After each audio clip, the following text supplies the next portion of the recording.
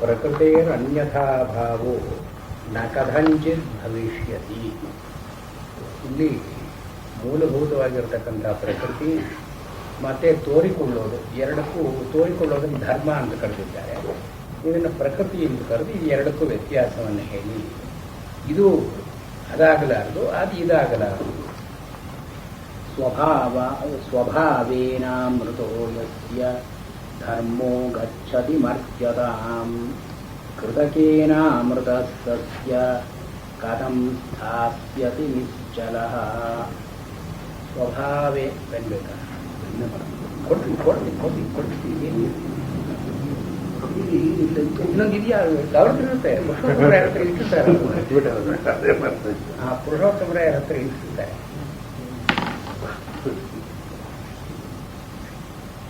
ನೋಡಿದ್ರೆ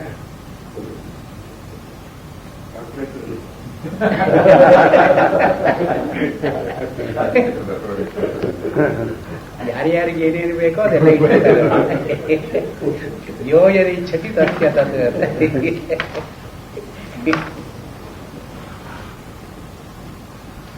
ಇಲ್ಲ, ಇವತ್ತಿಲ್ಲ ಅಂತ ಕಾಣುತ್ತೆ. ಜಾತ್ರೆ ಇದೆಯಾ ಅವತ್ತೇ?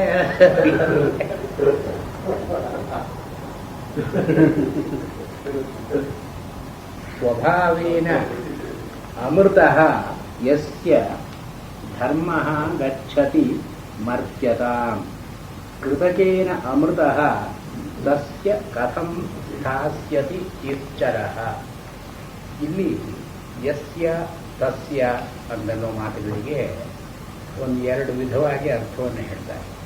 ಸಾಮಾನ್ಯವಾಗಿ ವೇದಾಂತಕ್ಕೆ ಅನುಕೂಲವಾಗತಕ್ಕಂಥ ಅರ್ಥ ಯಸ್ಯ ಮತೆ, ಯಾರ ಅಭಿಪ್ರಾಯದಲ್ಲಿ, ಮತ ಅಂದರೆ ಅಭಿಪ್ರಾಯ, ಯಸ್ಯ ಅನ್ನೋದನ್ನು ಮತೆ ಅಂತನ್ನೋದನ್ನು ಅಧ್ಯಾಹಾರ ಮಾಡಿ ಸೇರಿಸ್ಕೊಂಡು ಯಸ್ಯ ಮತೆ, ಯಾರ ಅಭಿಪ್ರಾಯದಲ್ಲಿ ಸ್ವಭಾವೇನ ಅಮೃತಃ, ಸ್ವಭಾವದಲ್ಲಿ ಅಂದರೆ ಏನು, ಬೇರೆ ಉಪಾಧಿಗಳಿಲ್ಲದೇನೆ ತನ್ನ ನಿಜ ಸ್ಥಿತಿಯಲ್ಲೇ ಯಾವುದು ಅಮೃತವಾಗಿರುತ್ತೆಯೋ ಅದರ ಮರಣಧರ್ಮ ಅಂತ ಯಾವುದು ಇಲ್ಲವೋ, ಸ್ವಭಾವೇನ ಅಮೃತಃ ಯಸ್ಯ ಮತೆ, ಅದರ ಪರಮಾರ್ಥವಾದದ್ದು ಅಮೃತ ಅಂತಿರುತ್ತೆಯೋ ಗಚ್ಚತಿ ಮರ್ತ್ಯತಾಂ, ಇದು ಧರ್ಮವಾಗಿ ಧರ್ಮದ ರೂಪವನ್ನು ಪಡೆಕೊಂಡು ಧರ್ಮ ಮರ್ತ್ಯತಾಂ ಗಚ್ಚತಿ, ಮರ್ತ್ಯತ್ವವನ್ನು ಪಡ್ಕೊಳ್ಳುತ್ತೆಯೋ ತಸ್ಯ ಮತೆ,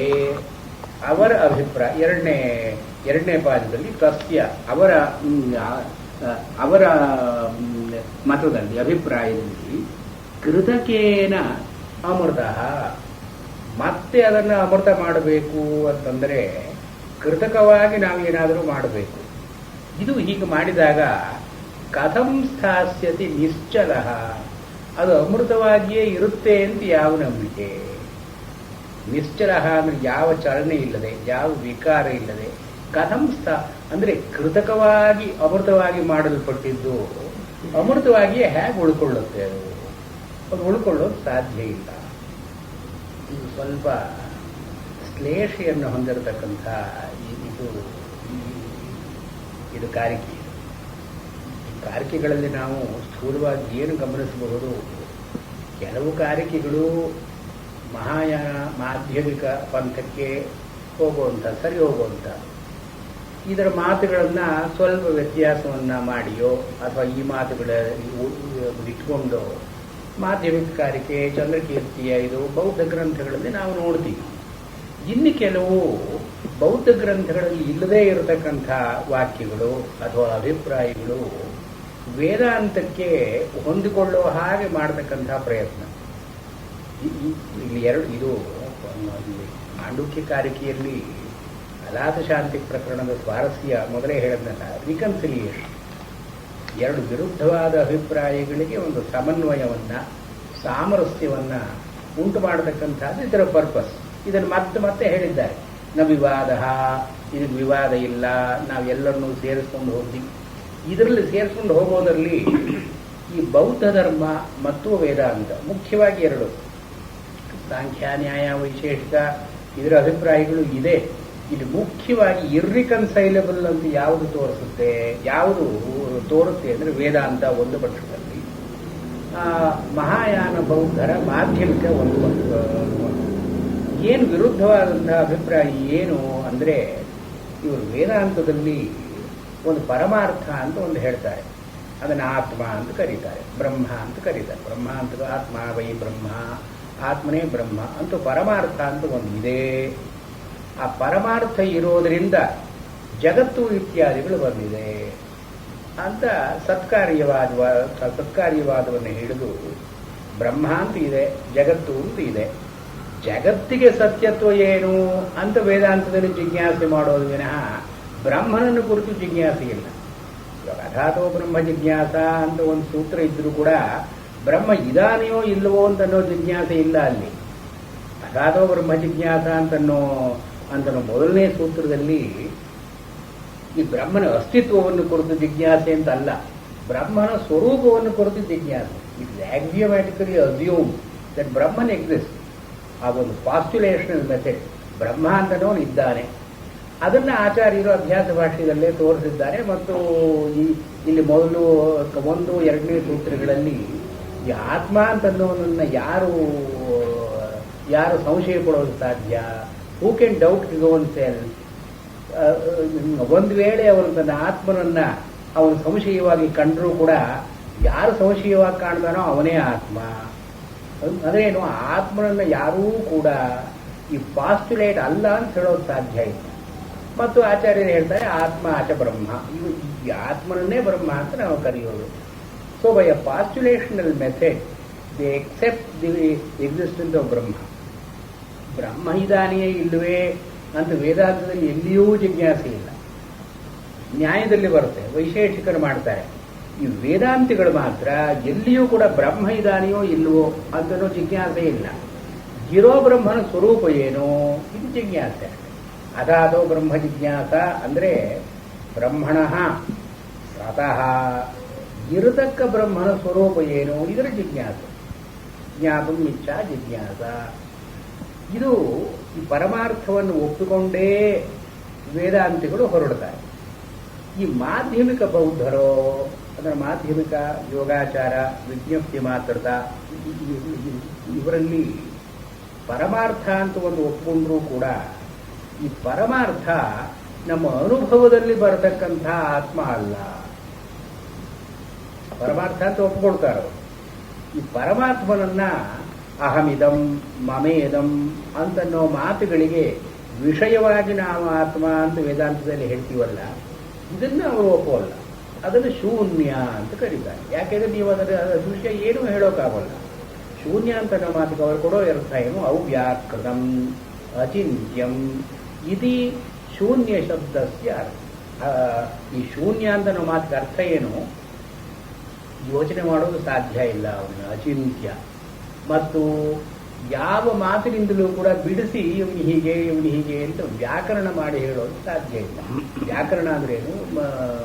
ಒಂದು ನಾಮರೂಪಾತ್ಮಕವಾಗಿ ಬೇರೆ ಬೇರೆಯಾಗಿ ಬಿಡಿಸಿ ಹೇಳತಕ್ಕಂಥದ್ದು ವ್ಯಾಕರಣ. ವ್ಯಾಕರಣ ಅಂತ ಅನ್ನೋ ಮಾತಿಗೆ ಬಿಡಿಸಿ ಹೇಳೋದು ಅಂತ ಅಷ್ಟೇ ಅರ್ಥ. ಹೀಗೆ ಅವ್ಯಾಕೃತ ಅಂದರೆ ಬಿಡಿಸಿ ಮಾತಿನಲ್ಲಿ ಬ್ರಹ್ಮ ಹೀಗೆ ಹಾಗೆ ಕಪ್ಪು ಬಿಳಿ ಉದ್ದ ದಪ್ಪ ಏನನ್ನೂ ಬ್ರಹ್ಮನಿಗೆ ಹೇಳೋದು ಸಾಧ್ಯ ಇಲ್ಲ. ಮತ್ತು ಮಾತಿನಲ್ಲಿ ಬರದೇ ಇದ್ದರೂ ಆಲೋಚನೆ ಯಾರು ಮಾಡ್ಕೊಳ್ಬಹುದಲ್ಲ ಅಂದ್ರೆ ಅವನ ಅಚಿಂತ್ಯ. ಯಾವ ಆಲೋಚನೆಯೂ ಕೂಡ ಅವನನ್ನು ಮುಟ್ಲಾರು. ಶೂನ್ಯ ಅಂತನೋ ಮಾತಿಗೆ ಇಷ್ಟೇ ಅರ್ಥ, ಅದಿಲ್ಲ ಅಂತ ಅರ್ಥವಲ್ಲ. ಶೂನ್ಯ ಅಂತನ್ನೋದು ಮಿಥ್ಯಾ ಅಂತನ್ನೋ ಮಾತಿಗೆ ಪರ್ಯಾಯವಲ್ಲ. ಶೂನ್ಯ ಅಂತನ್ನೋ ಮಾತಿಗೆ ಎಷ್ಟೇ ಅರ್ಥ, ಅವನು ವಿಚಾರವಾಗಿ ನಾವು ಏನೂ ಹೇಳೋದು ಸಾಧ್ಯ ಇಲ್ಲ.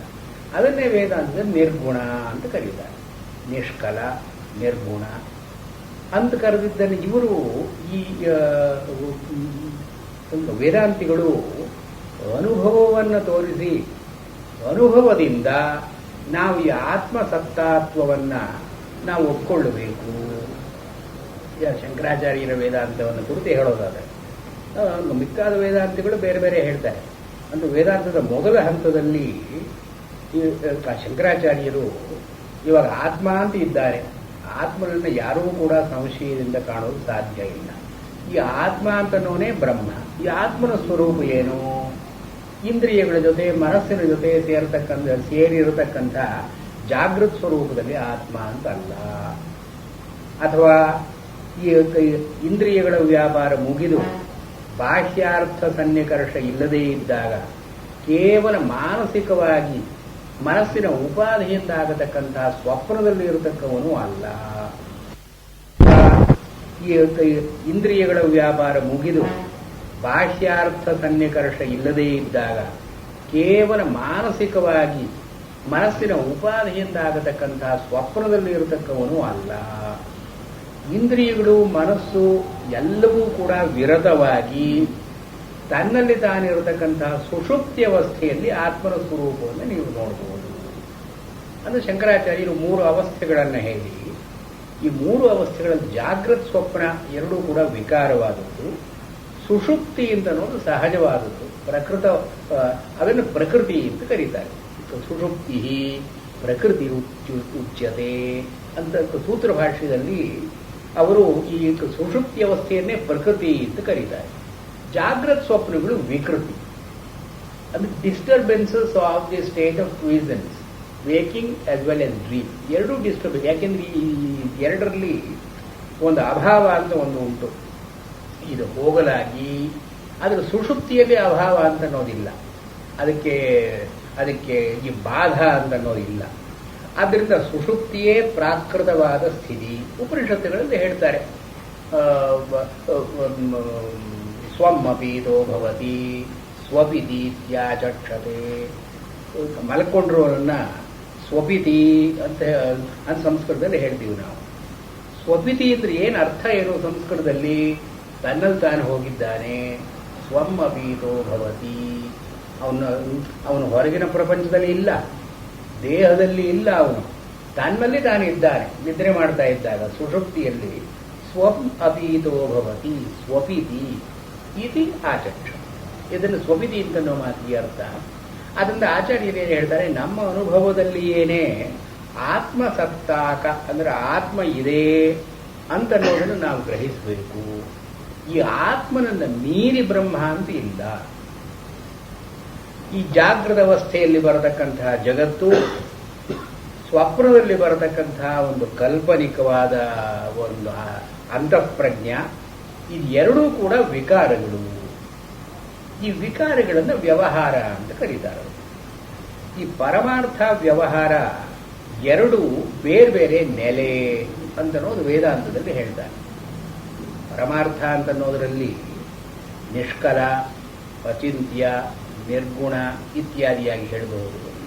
ವ್ಯವಹಾರದಲ್ಲಿ ನಾಮರೂಪ ವಿಕಾರ, ಕಾಮ ಕರ್ಮ ಫಲ ಸಂಯೋಗ.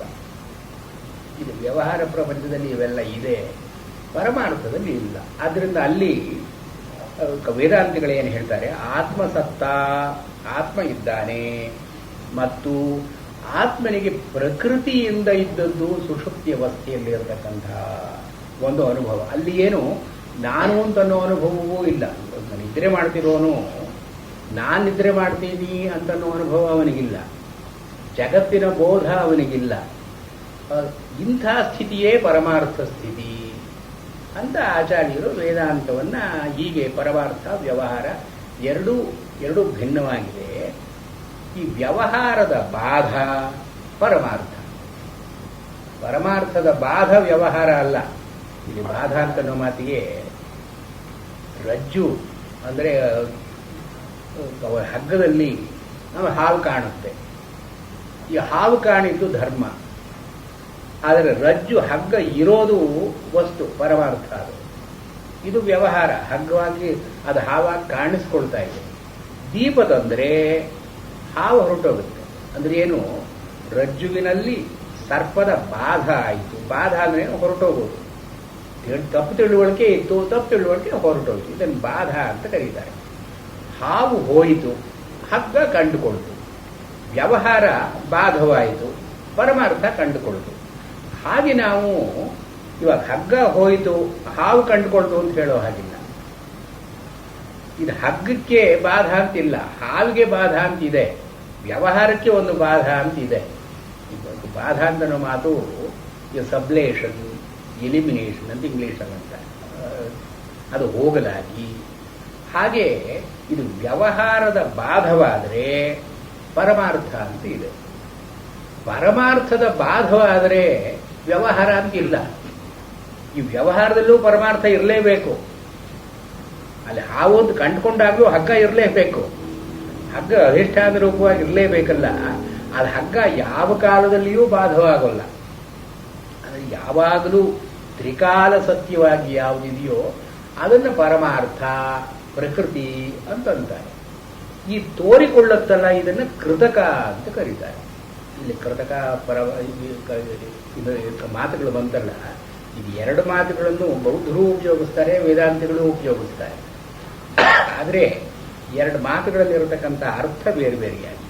ಹೀಗೆ ವೇದಾಂತಿಗಳು ಇದು ಪರಮಾರ್ಥ, ಇದು ವ್ಯವಹಾರ ಅಂತ ಎರಡಾಗಿ ತೋರಿಸಿ, ಅದ್ವೈತಿಗಳೇ ಈ ದ್ವೈತವನ್ನು ತೋರಿಸೋದು. ಶಂಕರಾಚಾರ್ಯರೇನೇ ಇದು ಎರಡಿದೆ ಇಲ್ಲಿ, ಒಂದು ಪರಮಾರ್ಥ ಒಂದು ವ್ಯವಹಾರ. ಜಗತ್ತು ಬ್ರಹ್ಮ ಅಂತನೋ ದ್ವೈತ ಆಗಿರಲಿ, ಎರಡು ಡ್ಯುಯಾಲಿಟಿ ಇಲ್ಲಿದೆ. ಪರಮಾರ್ಥ ವ್ಯವಹಾರ ಎರಡೂ ಸ್ವಭಾವದಿಂದ ಬೇರೆ ಬೇರೆಯಾದದ್ದು. ಯಾಕೆ ಸ್ವಭಾವದಿಂದ ಬೇರೆ ಬೇರೆಯಾದದ್ದು? ಪರಮಾರ್ಥಕ್ಕೆ ಒಂದು ಸತ್ಯದ ಅಂತ ಒಂದಿದೆ, ಸ್ವಭಾವ ಸಿದ್ಧವಾಗಿ ಇದೆ. ಇದು ಅದಾಗಬಹುದು. ಈ ಪರಮಾರ್ಥ ವ್ಯವಹಾರವಾಗಿ ಕಂಡುಕೊಳ್ಳಬಹುದು, ಆದರೆ ವ್ಯವಹಾರ ಪರಮಾರ್ಥವಾಗಿ ಕಂಡುಕೊಳ್ಳಲಾರದು. ಇಲ್ಲಿ ನಭವತಿ ಅಮೃತಂ ಮರ್ತ್ಯಂ ನಮರ್ತ್ಯಂ ಅಮೃತಂ ತಥಾ. ಇದು ಆತ್ಮ ಅಮೃತವಾದದ್ದು. ಅಮೃತ ಅಂದ್ರೆ ಏನು? ಅದು ಹುಟ್ಟಿಲ್ಲ, ಸಾಯೋಲ್ಲ, ಯಾವಾಗಲೂ ಇರತಕ್ಕದ್ದು ಅಮೃತ. ವ್ಯವಹಾರದಲ್ಲಿ ಕಂಡುಕೊಂಡ್ರೋ ದೇಹ ಹುಟ್ಟಿತು, ಅದರ ಜೀವ ಇದೆ ಅಲ್ಲಿ, ಅವನು ಸತ್ತ, ಅದರ ಜೀವ ಹೋಯಿತು. ಮೃತ ಮರ್ತ್ಯ. ಮರ್ತ್ಯ ಅಂದ್ರೇನು? Mortal, finite. ಅದಕ್ಕೊಂದು ಹುಟ್ಟು ಅಂತ ಒಂದಿದೆ, ಸಾವು ಅಂತಿದೆ, ಇದು ಮರ್ತ್ಯ.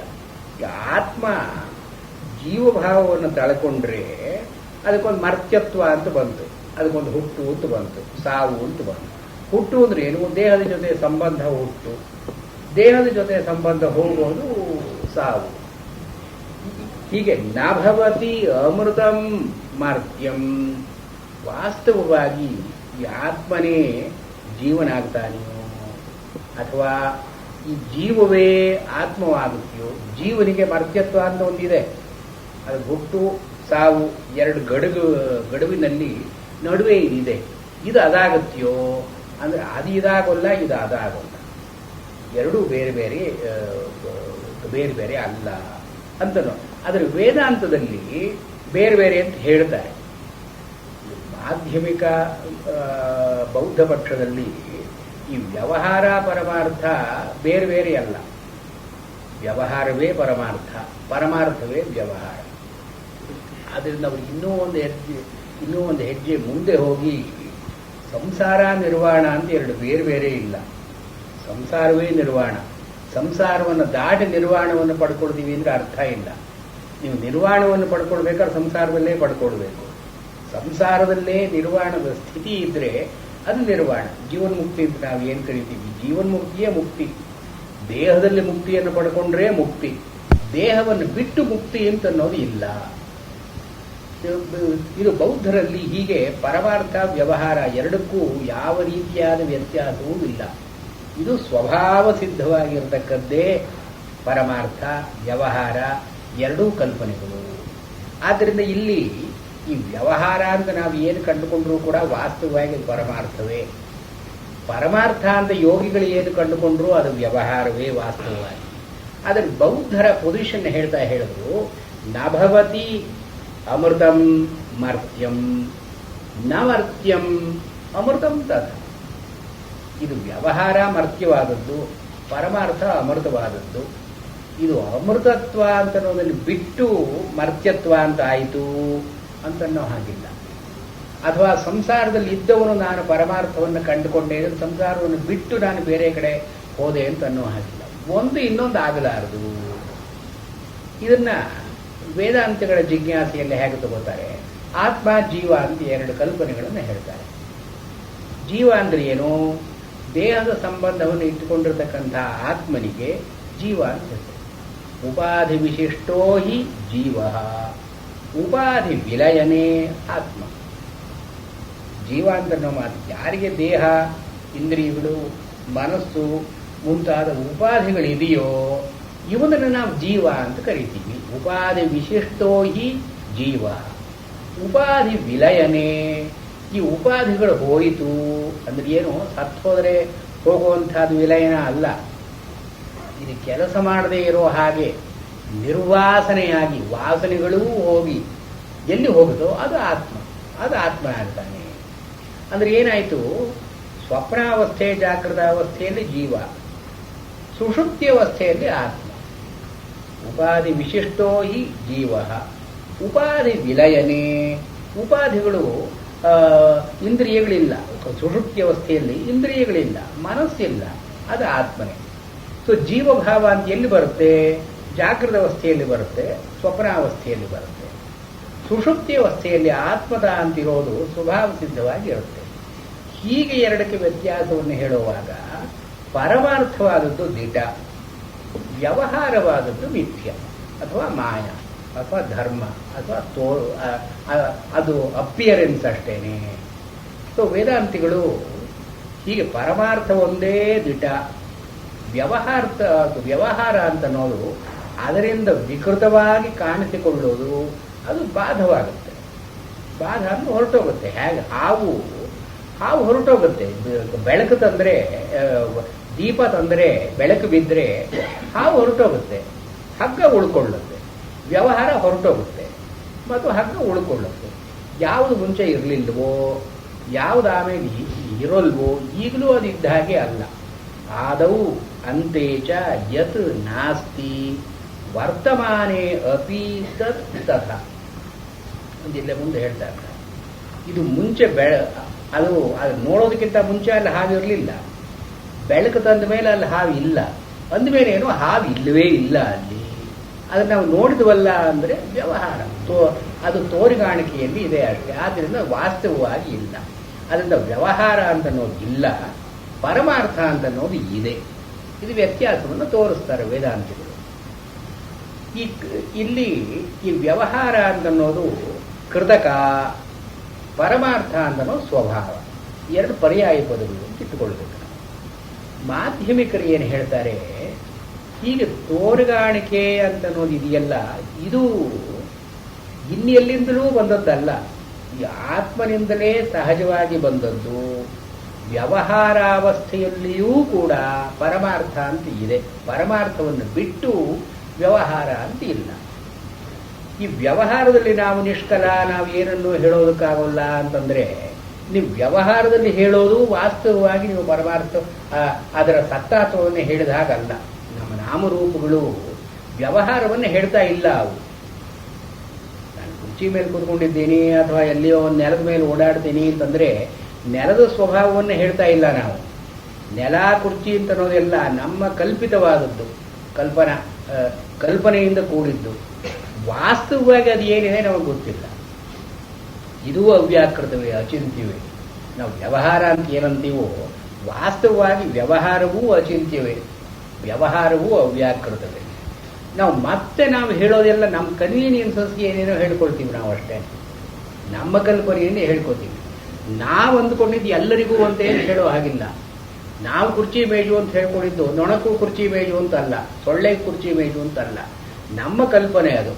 ಇದನ್ನ ಅವರು ಪರಿಭಾಷಿತ, ನಮಗೆ ಹಾಗೆ ತೋರ್ಕೊಳ್ಳುತ್ತೆ, ವಾಸ್ತವವಾಗಿ ಹಾಗೆ ಇದೆಯೋ ಇಲ್ಲವೋ.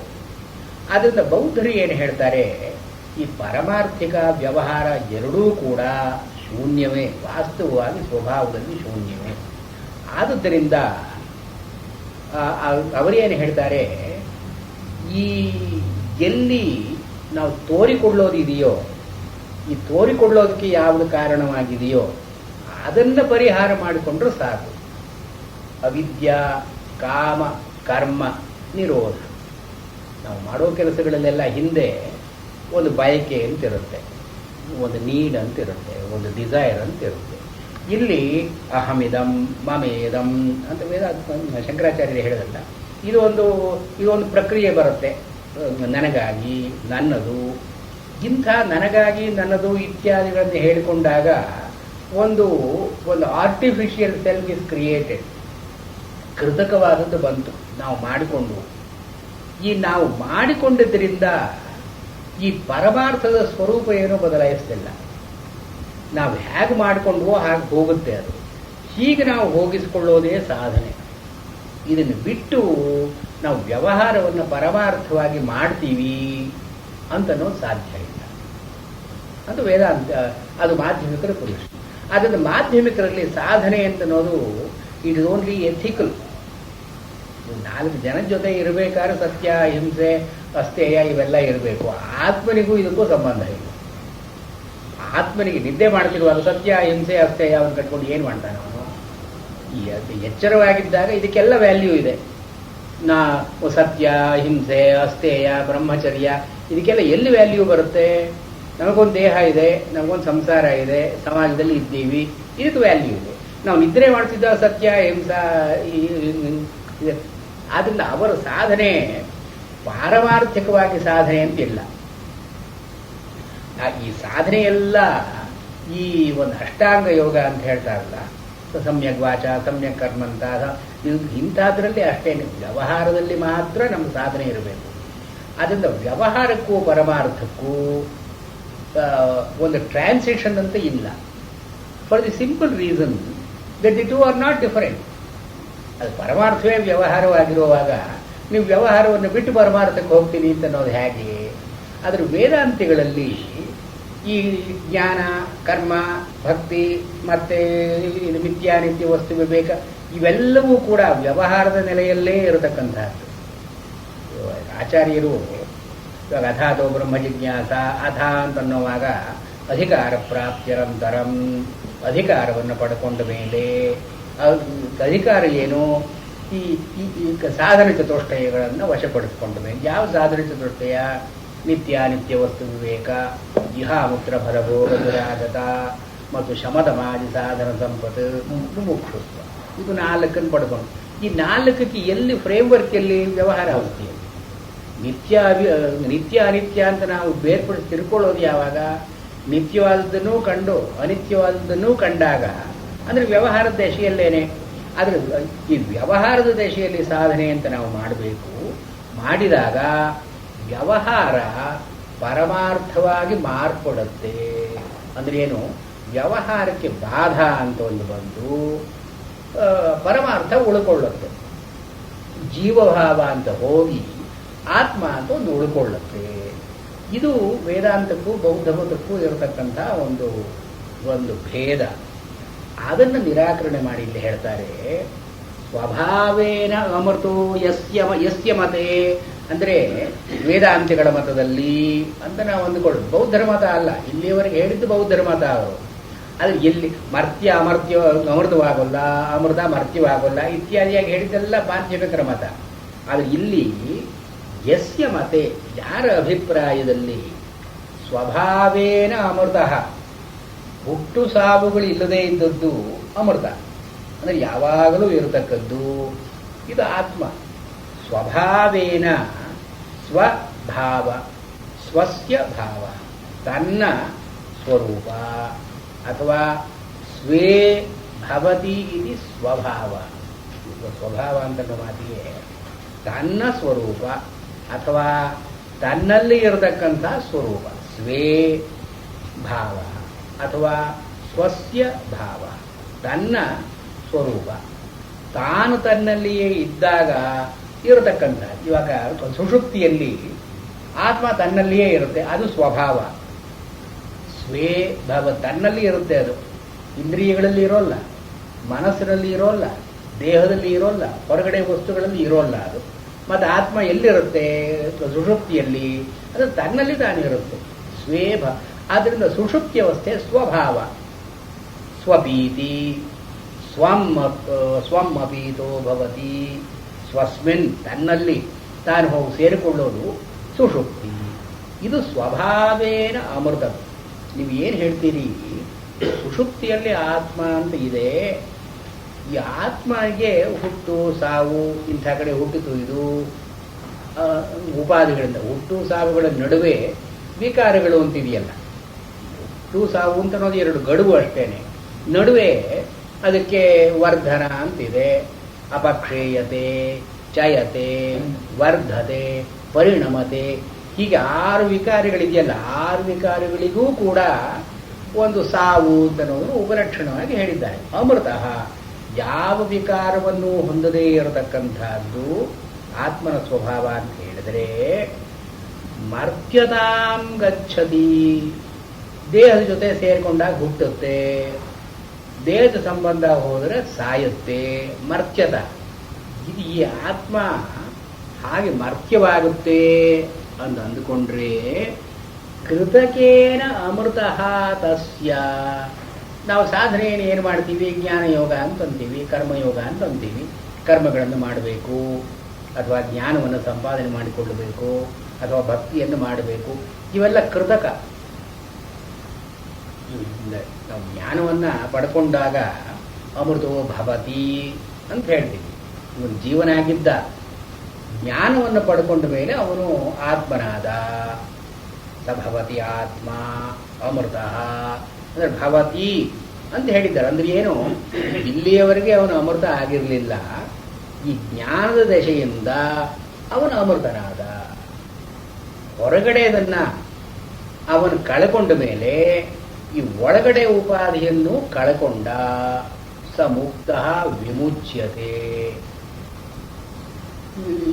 ಇವನು ತಿಳ್ಕೊಳ್ಳೋದು ಒಂದು, ತಿಳ್ಕೊಂಡ ಮೇಲೆ ಆಗತಕ್ಕಂತಹ ಪ್ರಯೋಜನ ಇನ್ನೊಂದು. ಆದ್ರಿಂದ ತಿಳುವಳಿಕೆ ಅಂತನ್ನೋದು ಮರ್ತ್ಯ ಅಮೃತ ಭವತಿ ಅಂತನ್ನೋ ಮಾತುಗಳು ಉಪನಿಷತ್ತಿನಲ್ಲಿ ಬರುತ್ತೆ. ನಮ್ಗೆ ಜ್ಞಾನ ಅಥವಾ ಕರ್ಮದಿಂದ ಅಪೂರ್ವವಾದದ್ದು ಬಂತು ಅಂದ್ರೆ ಅಮೃತತ್ವ ಬಂತು ಅಂತನ್ನೋ ಭಾವನೆಗಳೆಲ್ಲ ಕೃತಕ. ವ್ಯವಹಾರದಲ್ಲಿ ನಾವು ಏನು ಮಾಡ್ತೀವೋ ಇದರಿಂದ ಅಮೃತನಾದ ಮನುಷ್ಯ ಅಂತಂದ್ರೆ ಜ್ಞಾನವನ್ನು ಪಡ್ಕೊಂಡ.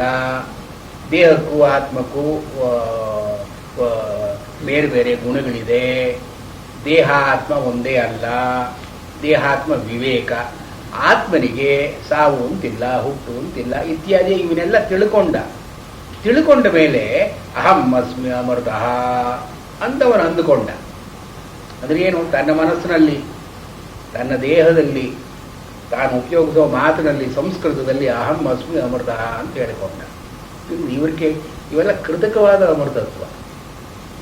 ಇದು ಸ್ವಭಾವವಾದ ಅಮೃತತ್ವ ಅಲ್ಲ.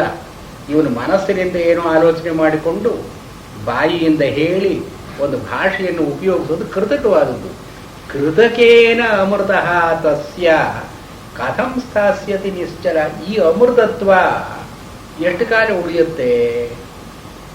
ಇವನು ನಾನು ಅಮೃತ ಅಂತ ವೇದಾಂತವನ್ನೆಲ್ಲ ಓದಿ, ಉಪನಿಷತ್ತುಗಳನ್ನು ಕೇಳಿ, ನಾನು ಬ್ರಹ್ಮನೇ, ಅಹಂ ಬ್ರಹ್ಮಾಸ್ಮಿ, ಅಹಂ ಅಸ್ಮಿ ಅಮೃತಃ ಅಂತ ಕಂಡುಕೊಂಡ ಮೇಲೂ ಕೂಡ ತಲೆ ಸೂರು ಬೀಳ್ತಾ ಇದ್ರಲ್ಲಿ ಕೂತ್ಕೋತಾನ ಅವನು, ಪಕ್ಕಕ್ಕೆ ಹೋಗ್ತಾನ ಅವನು.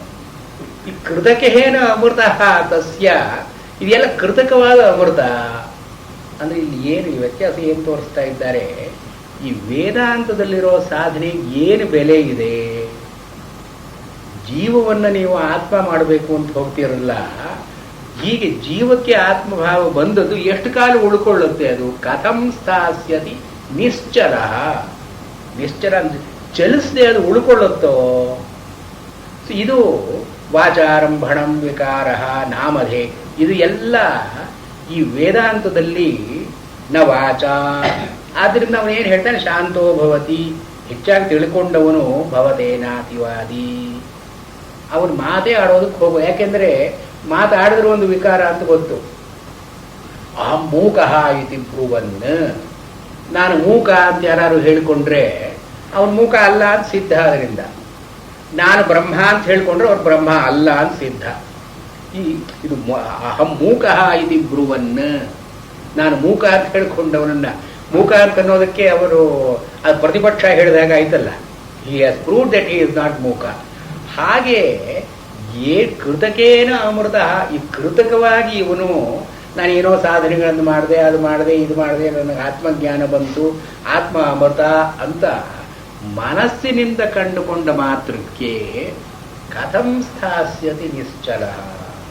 ಇದು ನಿಶ್ಚಲವಾಗಿ ಹೇಗೆ ಉಳ್ಕೊಳ್ಳುತ್ತೆ? ಇದು ಅಂದ್ರೆ ಆತ್ಮ ಅಂತನೋ ನೀವು ವಿಕಾರ ಇಲ್ಲ ಅಂತ ಒಪ್ಪಿಕೊಂಡ್ರೆ ನೀವು ವ್ಯವಹಾರ ಅವನು ವಿಕಾರ ಅಂತ ಒಪ್ಕೊಳ್ಬಾರ್ದು.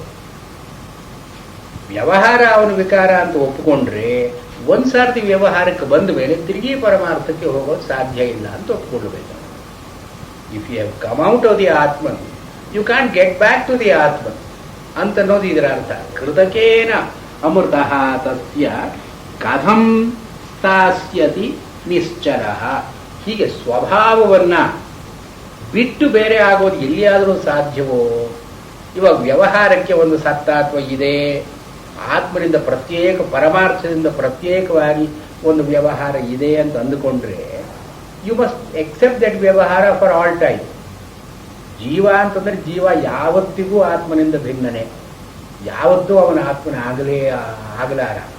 ಇದು ಎರಡು you can sit on the ಒಂದು ಫೆನ್ಸ್. ಜೀವ ಅಂತ ಅನ್ನೋದಿದೆ, ಜೀವಕ್ಕೆ ಆತ್ಮಭಾವ ಅಂತ ಅನ್ನೋದು ಬಂದಿದೆ, ಇದು ಮಿಥ್ಯಾ ಸ್ವರೂಪವಾದದ್ದು. ಜ್ಞಾನ ಬಂದರೆ ಜೀವವೇ ಆತ್ಮವಾಗುತ್ತೆ ಅಂದ್ರೆ ಅರ್ಥ ಇಲ್ಲ ಅಂತ ಇದೆ.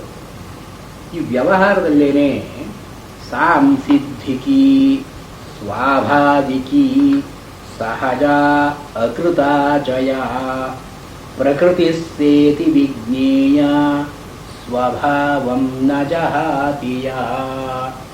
ಈ ಪ್ರಕೃತಿ ಅಂತನ್ನೋ ಮಾತು ಏನು ಅರ್ಥ ಹೇಳ್ತಾ ಇದ್ದೀವಿ ನಾವು, ಅದು ನಿರ್ವಚನ ಏನು ಅಂದರೆ ಪ್ರಕೃತಿ ಸಾ ಇತಿ ಜ್ಞೇಯ. ಅದನ್ನು ನಾವು ಪ್ರಕೃತಿ ಅಂತ ಕರೀಬೇಕು. ಸಾ ಪ್ರಕೃತಿ ಅಂತನ್ನೋ ಮಾತು ಸ್ತ್ರೀಲಿಂಗ. ಪ್ರಕೃತಿ ಸಾ ಇತಿ ಜ್ಞೇಯ. ಯಾವುದು ಪ್ರಕೃತಿ ಅಂದರೆ ಸ್ವಭಾವಂ ಯಾ ನ ಜಹಾತಿ. ಯಾವುದು ತನ್ನ ಸ್ವಭಾವವನ್ನು ಬಿಡೋಲ್ವೋ ಅದು ಪ್ರಕೃತಿ. ಅಂದರೆ ಸ್ವಭಾವ ಸಿದ್ಧವಾಗಿದೆ, ನೀವು ಏನು ಮಾಡಿದ್ರೂ ಕೂಡ ಅದು ಬಿಡೋಲ್ಲ. ಅದು ಇದು ಪ್ರಕೃತಿ ಅಂತ ಅನ್ನಬೇಕು ನಾವು. ಈ ಪ್ರಕೃತಿ ಈ ಆತ್ಮನಿಗೆ ಸಂಸಾರದ ನಿರ್ಲೇಪ ಅಚಕ್ಷು ಇತ್ಯಾದಿಯಾಗಿ ನೀವು ಹೇಳಿದ್ರೆ ವ್ಯವಹಾರಾವಸ್ಥೆಯಲ್ಲೂ ಹಾಗೆ ಇರಬೇಕದು. ನಜಹಾತಿಯ ಅದು ವ್ಯವಹಾರಾವಸ್ಥೆಯಲ್ಲಿ ಬೇರೆ ರೀತಿಯಾಗಿರುತ್ತೆ ಅದು. ಅಂದರೆ ಇದು ಟೂ ಟೈರ್ ಫಿಲಾಸಫಿಗೆ ಆಸ್ಪದ ಇಲ್ಲ. There can't be two tiers. ಈ ಟೂ ಟೈರ್ಸ್ ಇದ್ರೆ ಎರಡು ಸತ್ತಾಗಳನ್ನು ಹೇಳಲೇಬೇಕು ನೀವು, ಎರಡು ಪ್ರಕೃತಿಗಳನ್ನು ಹೇಳಬೇಕು, ಎರಡು ಸ್ವಭಾವವನ್ನೇ ಹೇಳಬೇಕು. ಆದ್ದರಿಂದ ದ್ವೈತಿಗಳು ಅಂದರೆ ಮಧ್ವಾಚಾರ್ಯರ ಗುಂಪಿನವರು ಅಥವಾ ರಾಮಾನುಜಾಚಾರ್ಯರು ಜಗತ್ ಸತ್ಯ ಅಂತ ಹೇಳುವಾಗ they try to avoid this dilemma. ಬ್ರಹ್ಮನನ್ನ ಸ್ವತಂತ್ರ ಸತ್ತ ಅಂತ ಹೇಳೋಣ, ಇದನ್ನು ಪರತಂತ್ರ ಅಂತ ಹೇಳೋಣ. ಇದಕ್ಕೂ ಒಂದು ಸತ್ತಾತ್ವ ಅಂತ ಒಪ್ಪಿಕೊಳ್ಬೇಕು ನಾವು, ಇದೇ ಅಂತ ಒಪ್ಕೊಳ್ಬೇಕು ಪ್ರತ್ಯೇಕವಾಗಿ. ಇಲ್ಲ ಅಂತ ಹೇಳಿದ್ರೆ ಇಲ್ಲದೆ ಇದ್ದದ್ದು ಇದ್ದಾಗ ಕಂಡುಕೊಳ್ಳೋದು ಹೇಗೆ? ಅದು ಕಂಡುಕೊಂಡ ಮೇಲೆ ಇಲ್ಲ ಅಂತ ಹೇಗೆ ಹೇಳ್ತೀರಿ? ಪ್ರಕೃತಿ ಸಾ ಇತಿ ವಿಜ್ಞೇಯ ಸ್ವಭಾವಂ ನ ಜಹಾತಿಯ. ವೇದಾಂತಿಗಳು ಪರಮಾರ್ಥ ಇದೆ, ಅದರದ್ದೇ ತೋರ್ಪಡಿಕೆಯಾದ ವ್ಯವಹಾರ ಇಲ್ಲ, ಪರಮಾರ್ಥ ಒಂದೇ ಇರೋದು ಅಂತನ್ನೋದು. ಮತ್ತೆ ಬೌದ್ಧರು ಈ ಪರಮಾರ್ಥ ವ್ಯವಹಾರ ಅಂತನ್ನೋದು ವ್ಯತ್ಯಾಸ ಇಲ್ಲ, ಪರಮಾರ್ಥವೇ ವ್ಯವಹಾರ, ವ್ಯವಹಾರವೇ ಪರಮಾರ್ಥ ಅಂತ ಅಲ್ಲಿ ಅದ್ವೈತವನ್ನು ಹೇಳೋದು, ಇಲ್ಲಿ ದ್ವೈತವನ್ನು ಹೇಳೋದು. ಇದಕ್ಕೆ ಹೇಗೆ ಸಮಂಜಸವನ್ನ ಮಾಡಬೇಕು ನಾವು ಅಂತನ್ನೋದನ್ನ ಪ್ರಕೃತಿ ಸಾ ಇತಿ ಜ್ಞೇಯ ಸ್ವಭಾವಂ ನ ಜಹಾತಿಯ. ಇಲ್ಲಿ ಅವರ ಶ್ಲೇಷ ಏನಿದೆ ಅಂದರೆ ಅವರ ಇಂಗಿತಾರ್ಥ ಏನಿದೆ, ಆ ಕಾಲದಲ್ಲಿ ಆಜೀವಿಕರು, ಜೈನರು ಇವರೆಲ್ಲ ಇದ್ದು ಜಗತ್ತು ದುಃಖ, ಜಗತ್ತಿನಲ್ಲಿ ಅನೇಕ ವಿಧವಾದ ಕ್ಲೇಶಗಳು ಉಂಟು ಅಂತ ಹೇಳಿ ಜಗತ್ತಿನಲ್ಲಿ ಜಿಹಾಸೆ ವೈರಾಗ್ಯ ಅಂತ ನಾವು ಮಾತಿಗೆ ಅವರ ಅರ್ಥ ಕೊಟ್ಟದ್ದು ಸರ್ವ ವಸ್ತುಗಳಲ್ಲೂ ಕೂಡ ಈ ದುಃಖ ಅಂತ ಇದೆ. ದುಃಖ ಆಪಾತವಾಗಿ ಬರುತ್ತೆ, ಅಂದರೆ ನಾವು ಮೇಲೆ ಕಾಣಿಸ್ಕೊಳ್ಬಹುದು, ಒಳಗೆ ದುಃಖ ಗರ್ಭಿತವಾಗಿ ಸುಖ ಅಂತ ಮೇಲೆ ಕಾಣಿಸ್ಕೊಳ್ಬಹುದು. ಸುಖ ದುಃಖದಲ್ಲಿ ಪರ್ಯವಸಾನವಾಗಬಹುದು, ಅಥವಾ ಸುಖ ದುಃಖಗಳ ಸಮ್ಮಿಶ್ರ ಇದ್ದರೆ ದುಃಖದ ಆಧಿಕ್ಯ ಅಂತ ಇರಬಹುದು. ಇತ್ಯಾದಿಯಾಗಿ ಎಲ್ಲ ಯಾವ್ಯಾವ ಪ್ರಕಾರಗಳಿದ್ರೂ ಕೂಡ ದುಃಖ ಅಂತ ಇದೆ. ದುಃಖವನ್ನು ಬಿಡತಕ್ಕದ್ದು ಅಂತ ಅನ್ನೋದು ಮನುಷ್ಯನಿಗೆ ಸಹಜವಾದ ಪ್ರವೃತ್ತಿ. ಆದ್ರಿಂದ ಜಗತ್ತು ಹೇಯ ಕೋಟಿಯಲ್ಲಿ ಸೇರತಕ್ಕದ್ದು, ಹೇಯ ಅಂತ ಬಿಡತಕ್ಕದ್ದು, ಜಗತ್ತಿನ ಜೊತೆ ಸಂಬಂಧವನ್ನು ಇಟ್ಟುಕೊಳ್ತಕ್ಕದ್ದಲ್ಲ. ಸರ್ವಥಾ ಹೇಯಂ ಜಗತ್ ಇತಿ. ಇದು ಜೈನರು ಹೇಳೋದಿದೆ. ಅವರ ಎಸೆಟ್ಸಿಸಮ್ ಇದೆಯಲ್ಲ, ಕಂಪ್ಲೀಟ್ ಎಸೆಟ್ಸಿಸಮ್, ಇದು they emphasise that the world must be rejected at all cost, rejection of the world. ಈ ಬೌದ್ಧರು, ಮಹಾಯಾನದವರು, ಮಾಧ್ಯಮಿಕರು ಜಗತ್ತನ್ನು ಬಿಡತಕ್ಕದ್ದಲ್ಲ, ವ್ಯವಹಾರವೇ ಪರಮಾರ್ಥ, ನಾರ್ಮಲ್ ಲೈಫ್. ಯಾಕೆಂದ್ರೆ ಸರ್ವಸತ್ವ ಹಿತ ಸುಖ ಇದಕ್ಕೆ ಮಾಡೋದೇ ಬೋಧಿಸತ್ವ. ಜಗತ್ತನ್ನು ಬಿಟ್ಟು ಎಲ್ಲೂ ಹೋಗಲ್ಲ ಅವನು. ತಿರುಗಿ ತಾನು ಬುದ್ಧನಾಗುವಂತಹ ಸಂಭವ ಇದ್ರೂ ಕೂಡ, ತಾನು ಮುಕ್ತನಾಗಿದ್ದರೂ ಕೂಡ, ಈ ಗೆಟ್ಸ್ ಬ್ಯಾಕ್ ಟು ಸಂಸಾರ. ಸಂಸಾರದಲ್ಲಿ ಇದ್ದುಕೊಂಡು ಎಲ್ಲ ಪ್ರಾಣಿಗಳ ಸುಖ ಹಿತ ಇದಕ್ಕಾಗಿ ನಾನು ಕಷ್ಟಪಡ್ತೀನಿ, ಶ್ರಮಿಸ್ತೀನಿ. ಈ ಒಂದು ಸೋಷಿಯಲ್ ಓರಿಯೆಂಟೇಷನ್. ಈ ಸೋಷಿಯಲ್ ಓರಿಯೆಂಟೇಷನ್ ಇದ್ದಾಗ ಜಗತ್ತನ್ನೇ ಹೇಯ ಅಂತ ರಿಜೆಕ್ಟ್ ಮಾಡೋಕ್ಕೆ ಸಾಧ್ಯ ಇಲ್ಲ. ಅದರಿಂದ ಮಹಾಯಾನ ಬೌದ್ಧರಲ್ಲಿ ಜಗತ್ತು ಹೇಯ, the world must be rejected ಅಂತನೋ ಕಲ್ಪನೆ ಅವರಿಗಿಲ್ಲ. ಆ ಕಲ್ಪನೆ ಇಲ್ಲದೆ ಇರೋದಕ್ಕಾಗಿ ಅವರ ಪರಮಾರ್ಥ ವ್ಯವಹಾರ ಬೇರೆ ಬೇರೆ ಅಲ್ಲ, ವ್ಯವಹಾರವೇ ಪರಮಾರ್ಥ. ಈ ಸಂಸಾರವನ್ನು ಬಿಟ್ಟು ನೀನು ಎಲ್ಲಿ ನಿರ್ವಾಣವನ್ನು ಪಡ್ಕೊಳ್ತೀಯಾ? ಸಂಸಾರ ನಿರ್ವಾಣ ಈ ಕಡೆ ಆ ಕಡೆ ಅಷ್ಟೇ. ನೀನು ಅದರ ಜೊತೆ ಸಂಬಂಧವನ್ನು ಇಟ್ಟುಕೊಂಡ್ರೆ ಸಂಸಾರ, ಸಂಬಂಧವನ್ನು ಬಿಟ್ಟರೆ ನಿರ್ವಾಣ.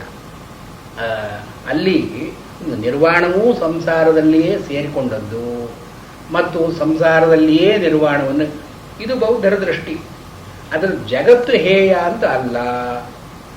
ಜಗತ್ತು ಹೀಗೆ ಹೇಯ ಕೋಟಿಯಲ್ಲಿ ಸೇರದೆ ಇದ್ದರೂ ಕೂಡ ಈ ವೈರಾಗ್ಯಕ್ಕೆ ಒಂದು ಬೆಲೆಯನ್ನು ಕೊಡಬೇಕು ಅಂತ ಹೇಳಿ ವೇದಾಂತದಲ್ಲಿ ಜಗತ್ತನ್ನು ಬಿಡತಕ್ಕದ್ದು ಅವಿದ್ಯಾ, ಅದು ಮಿಥ್ಯ, ಅದು ಭ್ರಾಂತಿ, ಬುದ್ಧದ ಸಮ, ಫೇನ ಸಮ ಇತ್ಯಾದಿಯಾಗಿ ವೇದಾಂತ ಎಲ್ಲ ನೆಗೆಟಿವಿಸ್ಟಿಕ್ ಅಪ್ರೋಚ್. ವೇದಾಂತದಲ್ಲಿ ವಾಸ್ತವ ಶಂಕರಾಚಾರ್ಯರಲ್ಲಿ ಕಾಣೋಲ್ಲ ಇದನ್ನು. ಮುಂದೆ ಬರೋರು ಎಲ್ಲರೂ ಕೂಡ ಜಗತ್ತಿನ ದುಃಖವನ್ನು ಸಾಧ್ಯವಾದ ಮಟ್ಟಿಗೆ ಭೀಕರವಾಗಿ ಅವರು ತೋರಿಸೋದೇ ಅವರ ದೃಷ್ಟಿ.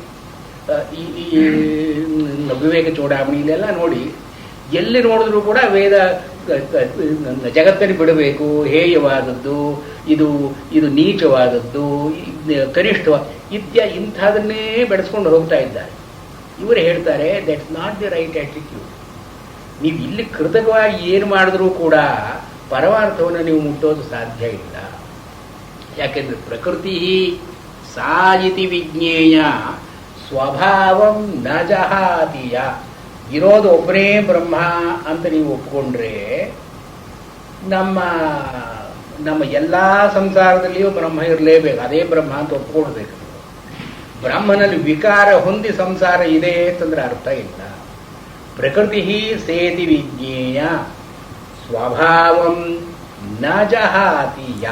ಯಾವುದು ತನ್ನ ಸ್ವಭಾವವನ್ನು ಬಿಡೋಲ್ವೋ ಅದೇ ಪರಮಾರ್ಥವಾದದ್ದು. ನೀವು ಅಷ್ಟು ದೂರ ಹೋಗಬೇಕಾಗಿಲ್ಲ. ಈ ಲೋಕದಲ್ಲೇನೆ ಎಷ್ಟೋ ಜನ ತಮ್ಮ ಸ್ವಭಾವವನ್ನಾಗಿ ಕೆಲವು ಸಿದ್ಧಿಗಳನ್ನು ಮಾಡಿಕೊಂಡಿರ್ತಾರೆ. ಕೆಲವು ವಸ್ತುಗಳಲ್ಲಿ ಸ್ವಭಾವ ಅಂತ ಹೇಳ್ತೀವಿ ನಾವು.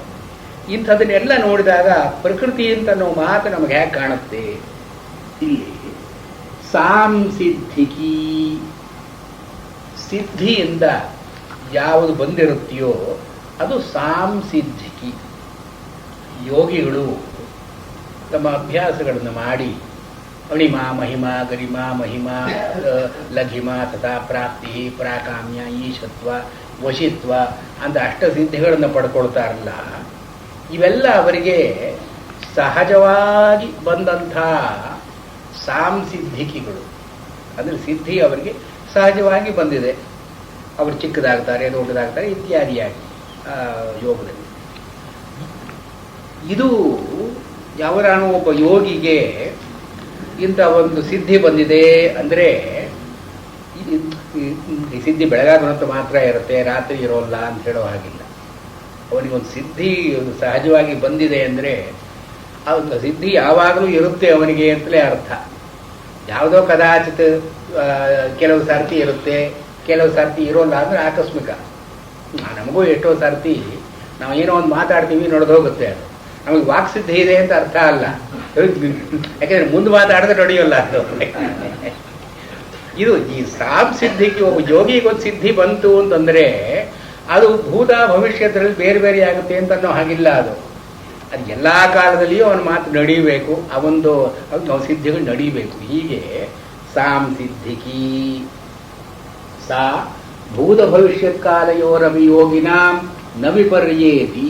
ಯೋಗಿಯಾದವನಿಗೆ ಅದು ಭಾನುವಾರ ಮಾತ್ರ ಸಿದ್ಧಿ ಇರುತ್ತೆ, ಗುರುವಾರ ಇರುತ್ತೆ, ಶುಕ್ರವಾರ ಇಲ್ಲ ಅಂತ ಹೇಳುವಾಗಿಲ್ಲ. ಅಥವಾ ಸ್ವಾಭಾವಿಕಿ, ಇವ ದ್ರವ್ಯಗಳಿಗೆ ಸ್ವಭಾವ ಇದೆ. ಬೆಂಕಿಯಿಂದ ಬೆಳಕು ಬರುತ್ತೆ. ಇದು ಬೆಂಕಿಯಿಂದ ಕೆಲವು ಸಾರ್ತಿ ಬೆಳಕು ಬರುತ್ತೆ, ಕೆಲವು ಸಾರ್ತಿ ಕತ್ತಲೆ ಆಗುತ್ತೆ ಅಂತ ಹೇಳೋ ಹಾಗಿಲ್ಲ.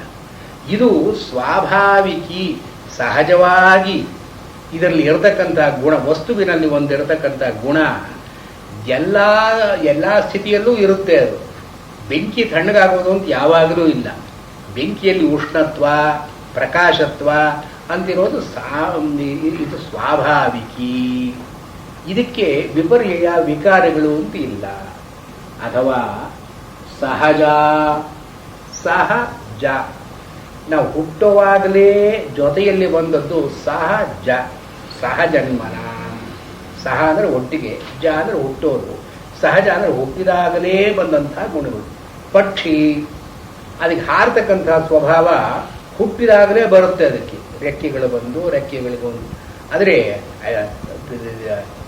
ವಾಸ್ತವವಾಗಿ ಹಾರೋದಕ್ಕೆ ಕಾಲ ಆಗಬಹುದು, ಆದರೆ ಹಾರತಕ್ಕಂತಹ ಶಕ್ತಿ ಬೇರೆ ಯಾತ್ರೆಯಿಂದಲೂ ಪಡ್ಕೊಳ್ಳೋಲ್ಲ. ಅದು ಹುಟ್ಟಿದಾಗಲೇ ಬಂದಿರುತ್ತೆ ಅದು ಶಕ್ತಿ.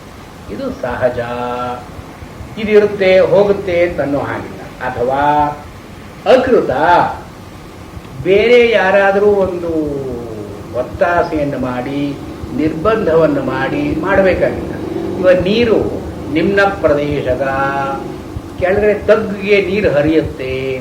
ಇದನ್ನು ನಾವು ಏನು ಅದಕ್ಕೆ ಬಲವಂತ ಮಾಡಿ ಹರಿಸಬೇಕಾಗಿಲ್ಲ, ಇದು ತಾನಾಗಿಯೇ ಹರಿಯುತ್ತೆ. ಅದು ಅಕೃತ, ಬೇರೆ ಯಾವ ಪ್ರೇರಣೆ ಇಲ್ಲದೆ, ಬೇರೆ ಯಾವ ಒಂದು ಸ್ವಭಾವವನ್ನು ಕಳ್ಕೊಳ್ಳುದು ಅಂತ ಹೇಳೋದು ಹೇಗೆ? ಜರಾಮರಣ ನಿರ್ಮುಕ್ತ ಸರ್ವೇ ಧರ್ಮಾ ಸ್ವಭಾವತಃ ಜರಾಮರಣಮಿಚ್ಛಂತಃ ಚ್ಯವಂತೆ ತನ್ಮನೀಷಯ. ಜರಾಮರಣ ಕೂಡ ಸ್ವಭಾವದಲ್ಲಿ ಜರಾ ಮರಣ ನಿರ್ಮುಕ್ತ. ಇದಕ್ಕೆ ಮುಪ್ಪು ಅಂತ ಇಲ್ಲ, ಸಾವು ಅಂತ ಇಲ್ಲ, ಅಂದರೆ ಹುಟ್ಟು ಅಂತಲೂ ಇಲ್ಲ, ಯಾವ ವಿಕಾರಗಳು ಇಲ್ಲ. ನಾವು ಜಗತ್ತಿನಲ್ಲಿ ಏನೇನು ನೋಡ್ತಾ ಇದ್ದೀವಿಯೋ ಅಥವಾ ಜೀವ ಅಂತ ಏನಿದೆಯೋ ಇದು ಯಾವುದಕ್ಕೂ ಕೂಡ ವಿಕಾರಗಳು ಅಂತ ಇಲ್ಲ. ಜರಾಮರಣ ನಿರ್ಮುಕ್ತಾ, ನಿರ್ಮುಕ್ತಾ ನಿಹಿ ಅಂದರೆ ಅತ್ಯಂತವಾಗಿ, ಮುಕ್ತಾ ಬಿಡಲ್ಪಟ್ಟವು. ಯಾದ್ರಿಂದ ಜರಾಮರಣ, ಜರ ಅಂದರೆ ಮುಪ್ಪು, ಮರಣ ಅಂದರೆ ಸಾವು. ಇದೆರಡೂ ಪೂರ್ತಿಯಾಗಿ ಹೋದವು ಅಂದರೆ ಏನು, ಮುಂಚೆ ಇದ್ದು ಯಾವುದೋ ಒಂದು ಪ್ರಯತ್ನ ಮಾಡಿ ಕಳ್ಕೊಂಡವು ಅಂತಲ್ಲ, ಯಾವತ್ತೂ ಇರಲೇ ಇಲ್ಲ, ಇದಕ್ಕೆ ಈಗಲೂ ಇಲ್ಲ, ಮುಂದೆ ಬರೋದು ಸಾಧ್ಯ ಇಲ್ಲ. ಇದಕ್ಕೆ ನಿರ್ಮುಕ್ತ ಅಂತ ಹೇಳಿ, ಮುಕ್ತ ಅಂದರೆ ಸಾಕಾಗಿತ್ತು, ಮುಕ್ತ ಅಂದರೆ ಬಿಡಲ್ಪಟ್ಟವರು ಅಂತ ಅರ್ಥ. ಅಂದರೆ ಏನೋ ಹಿಂದೆ ಇತ್ತು, ಈಗ ಬಿಟ್ಟಿದ್ದೀವಿ ನಾವು ಅಂತ. ನಿರ್ಮುಕ್ತ ಯಾವಾಗಲೂ ಇರಲೇ ಇಲ್ಲ, ಆತ್ಯಂತಿಕವಾಗಿ ಸರ್ವಕಾಲದಲ್ಲಿ ಬಿಡಲ್ಪಟ್ಟದ್ದು ನಿರ್ಮುಕ್ತ. ಹೀಗೆ ಜರಾಮರಣ ನಿರ್ಮುಕ್ತ ಸರ್ವೇ ಧರ್ಮಾ ಸ್ವಭಾವತಃ.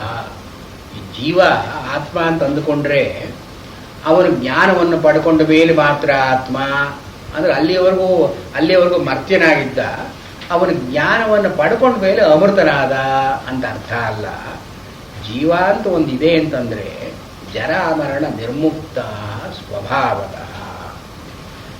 ಆದರೆ ಜರಾಮರಣಮಿಚ್ಛಂತಹ ಚ್ಯವಂತೆ ತನ್ಮನೀಷಯ.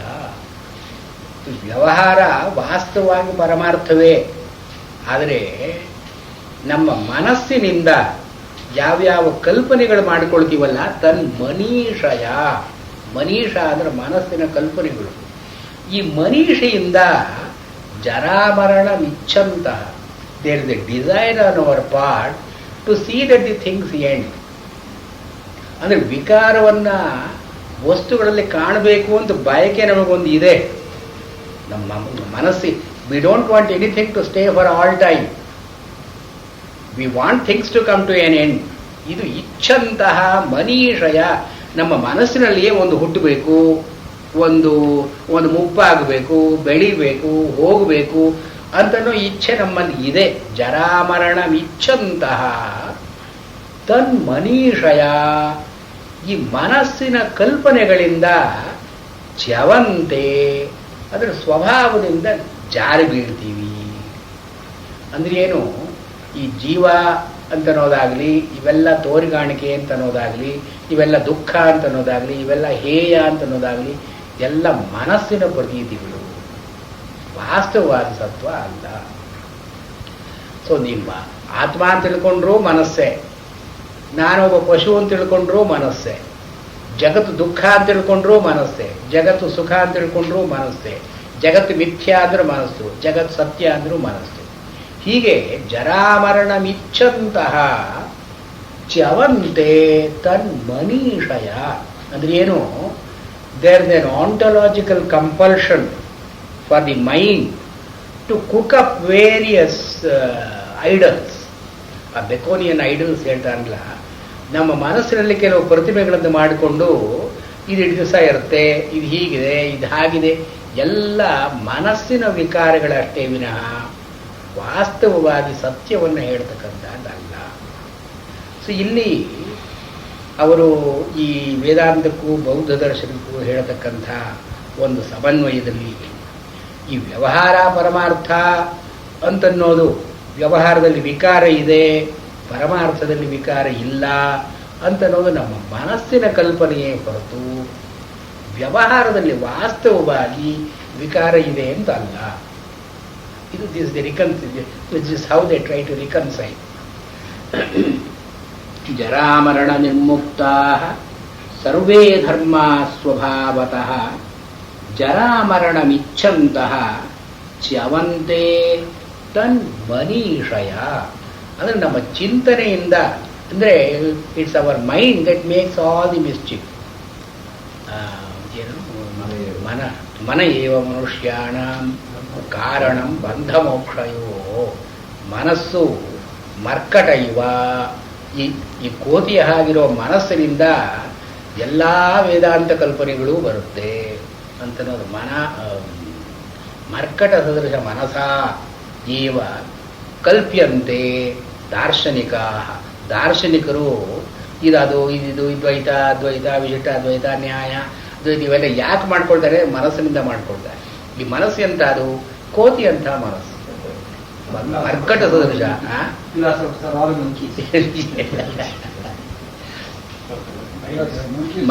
ಮೈಂಡ್ಸ್ ಇನ್ನು ಮುಂದಿನ ಇದು ಜಾಯಮಾನಂ ಕಥಮಜಂ, ಇದನ್ನೇ ಮುಂದಕ್ಕೆ ಹೇಳ್ತಾರೆ.